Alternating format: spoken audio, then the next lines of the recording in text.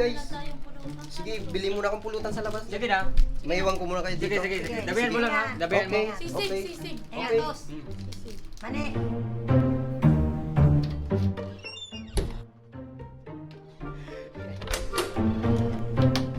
Mabuti nga umalis na yun. Nainis talaga ako dyan. Kasi alam niyo yung pulutan dito napakarami pero pagdating niya, inubos lahat. Kasi yung sa pulutan. Walang ambag. Oh, nung isang araw. Oy pre, walang problema dito. Sige lang, okay lang kami dito. I love you.